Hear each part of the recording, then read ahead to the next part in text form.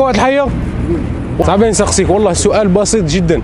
كي نوض الصباح وخرجت ومن راك رايح مش عارف وين راك رايح، الله يوفقك على كل حال. وين راك اسكو عرفت روحك بالله شباب بزاف راك منور؟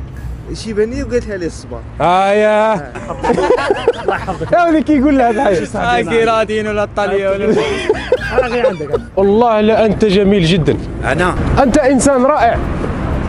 ما لقيتك شحال خفيف الحاجه، ربي يحفظك ان شاء الله. تاكلي شوكولا الحاجه.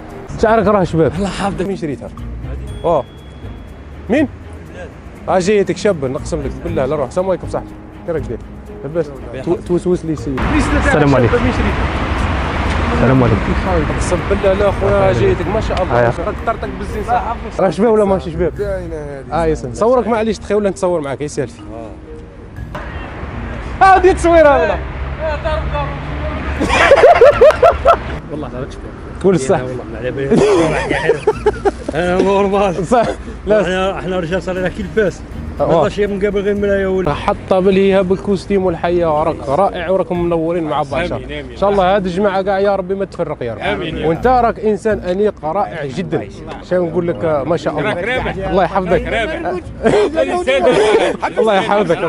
الله يحفظك، الله يسترك، الله يفرحك الحاجه، الله يجيب لك برنوس اللي يغطيك تاكلي وتوكل. اكثر واحد اناق.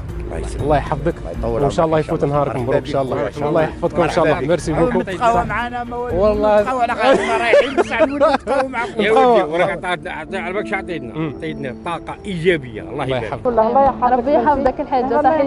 صحيتي حاجه نتاع الخير ما نشردوش منها. ربي صورت راك شباب نقلك وكاينه كاميرا لهيها راه ماشو، وكاينه كاميرا ثاني راه من اللي اسمها راني محاوطكم الجمال تاعكم كاع راه اليوم بغينا نقولوا لك بلي منوره. الله يشافيك وانتم الله يحفظكم. امين يا رب.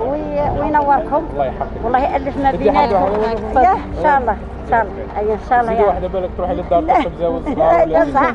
زيدي هذه ثاني كاش واحد والله غير تشديها المهم والله تشديها ان شاء الله. دعوة الخير. التجربة تاع اليوم خلتني نكتشف أن البسمة والكلمة الطيبة هي أحسن عملة، رغم أنها لا تكلف شيء، بصح بزاف ناقصة في المجتمع تاعنا.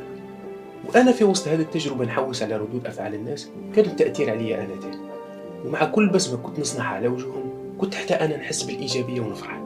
هذا الشيء اللي خلاني نسأل علاش ما نجاملوش بعضنا حتى ولو كنا غرباء؟ علاش ما نفرحوش بعض؟ علاش ما نعموش ثقافة المجاملات؟ وكي العادة مع كل نهاية حلقة نسقسيكم إذا تعرضتم نتوما لهذا الموقف كيفاش كانت غادي تكون ردة فعلكم؟